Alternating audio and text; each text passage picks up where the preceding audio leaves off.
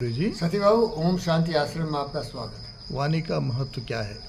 Sir देखिए, वाणी का महत्व तो यही है कि जो ज्ञानी व्यक्ति होते हैं उनकी वाणी रामायण के रूप में निकलती है, बाइबिल के रूप में निकलती है, महाभारत के रूप में निकलती है, गीता के रूप में मिलती है।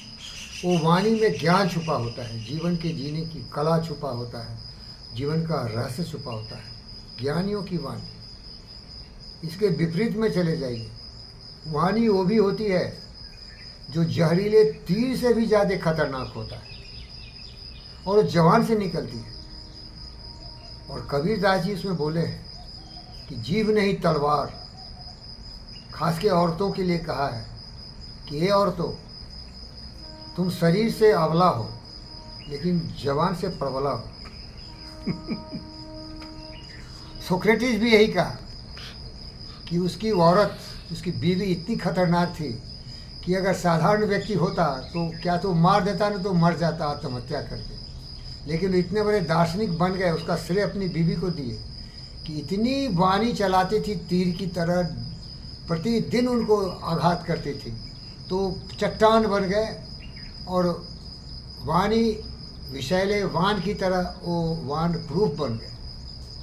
इसलिए उन्होंने कह भी दिया कि ज़िंदगी में अगर तुमको स्वर्गीय सुख चाहिए तो एक सुशील नारी से शादी करो, सीता जैसी, जो जंगल में भी तेरा साथ दे, सावित्री जैसी, जो सत्यवान को मरने के बाद भी बचा ली। कहानी बताऊंगा तो बहुत बड़ी हो जाएगी फिल्म। तो जो वाणी है ना, उसका बहुत महत्व होता है। वाणी तो अनमोल है, जो के जाने बोल, हीरा तो दामों बिके, वाणी के निर्मोल। मीन्स हीरा या सामान बाहर वाला खरीद सकते हैं, लेकिन जो वाणी है, जो ज्ञान से भरा हुआ वाणी है, बुद्ध की वाणी, विवेकानंद की वाणी, पंडित फकीर योगी की वाणी, ये सब लोगों की भलाई के लिए समर्पित है भाई। इसमें ज्ञान का खजाना छुपा, अनमोल है। ज्ञान का मोल नहीं होता भाई, ज्ञान का कोई मोल नहीं है। अब देखिए, इसके विपरीत में जो अज्ञानी लोग होते हैं, उसको पता नहीं है क्या बोल रहा है, उसका मस्तिष्क नियंत्रित नहीं है। अब एक व्यक्ति की कहानी सुनाए ना, दो व्यक्ति की कहानी सुना चुके हैं। एक व्यक्ति रात हमको फ़ोन कर दिया और बोला उसको जूता मारेंगे, उसको लात मारेंगे, उसको बर्बाद कर देंगे, उसको ख़त्म कर देंगे, वो दुष्ट है, ये ऐसा फरेब शुरू कर दिया भाई। मेरा मस्तिष्क इतनी दुखी हो गया। सर, मैं स्वर्गीय, जीते जी स्वर्गीय महापुरुष हूँ, हम शांति के दूत हैं।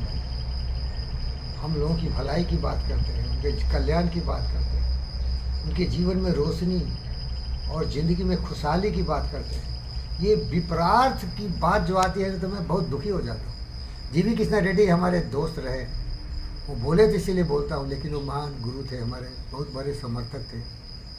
उनकी भी यही स्थिति थी। उनके टेनिस टीम में कुछ लोग थे, कुत्ते की तरह लड़ते थे और मुझ पर तो सभी भूखता था, क्योंकि जी.वी. के साहब जैसे बंदर अपने बच्चे को ऐसे लगाए रखता है, तो मैं उनका कोई बंदर का बच्चा था। वो तो भगवान थे, हनुमान थे, बंदर मत बोलिए, ऐसे लगा के रखते। सब मुझे देख के जलता था, लेकिन उससे उनको चीड़ होती थी।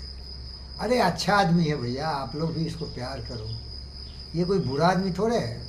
मैं अच्छे को खोज रहा था, ये मिल गया मुझे। अच्छे खोजते खोजते मिल गया, हीरा मिल गया मुझे। ये सीधा साधा भोला भाला आदमी है। तो अच्छी वाणी बोलने का असर था कि जी.वी. के मेरे गुरुराज बन गए। अच्छी वाणी और सदाचार से हमको सत्यनारायण भगवान मिल गए। अच्छी वाणी और अच्छे विचार से, प्रोग्रेसिव माइंड से हमको पिंगल रेड्डी साहब मिल गए, 6 एकड़ ज़मीन दिया। तो अच्छे सोच से अच्छे वाणी होती है, अच्छे वाणी से अच्छे कर्म होते हैं, और उसका आपको बहुत बड़ा अवार्ड मिलता है भाई। उसका पारितोषिक आपको मिलता है, पुरस्कार मिलता है।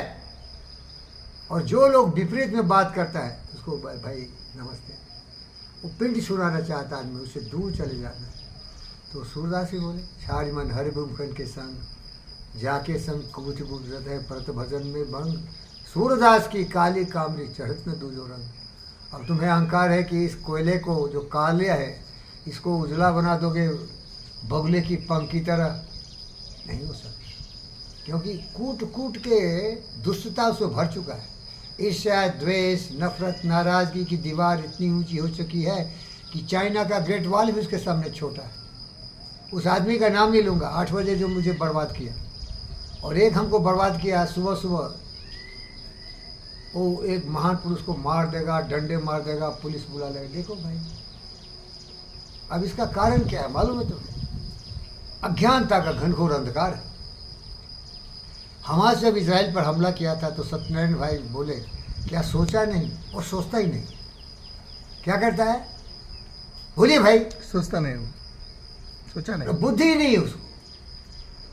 सोचता है तब समझता है ना कि क्या बोल रहा है, नहीं बोल रहा है। तो बिन सोचे समझे जो बोलता है ना सर, उसे जिंदगी नरक हो जाती है। हम और आप दोनों बहुत महापुरुषों के शिष्य हैं, बराबर के हैं भाई, दोनों बराबर के हैं। लगता है आप बहुत बड़े हैं। आप हमेशा बोलते हैं, तू कहता कागज़ के लेखी, मैं कहता हूँ आँखें देसी। सूरदास भी बोलते थे, कबीरदास भी। वो लोग पढ़े लिखे नहीं थे, वो MBBS, MCH, MDT, PT कुछ नहीं थे। वो ब्रह्मांड को पढ़ लिए थे, और उससे बड़ा ज्ञान क्या हो सकता। तो उन्होंने भी यही कहा था कि जब सोचोगे, समझोगे, सत्य का एहसास करोगे, गुरु इजीली दे देगा। आप बोलते हैं ना नेचुरोपैथी में, आप अगर थोड़ा डिसिप्लिन हो जाएंगे तो वैसे भी बीमारी दूर चली जाएगी। लेकिन अगर डॉक्टर के पास जाएंगे तो क्या करेगा? आपका जो सिस्टम है उसको स्टिमुलेट कर देगा, एक्टिव कर देगा, उस ग्लैंड्स का सिक्रेशन ज़्यादा होगा, वो अपने डिफेंस कर लेगा। तो ज़िंदगी में भी यही है, गुरु का ज्ञान होता है जो कि सही रास्ता दिखाता है, जो कि पतंजलि है, बुद्ध भगवान है। इस चर्चा को यही समाप्त करते हैं। वही अच्छा बोल सकता है जिसको अच्छा सोच हो, क्योंकि सारे हमारे कार्यकलापों का स्रोत हमारा सोच ही है। हम लोग क्यों बोलते हैं यामा, अहिंसा, सत्य, अस्त्य, ब्रह्मचर्य और परिग्रह? क्यों बोलते हैं नियमा, स्वच्छता, संतोषा, तपसा, स्वाध्याय, ईश्वरा, परिधाना?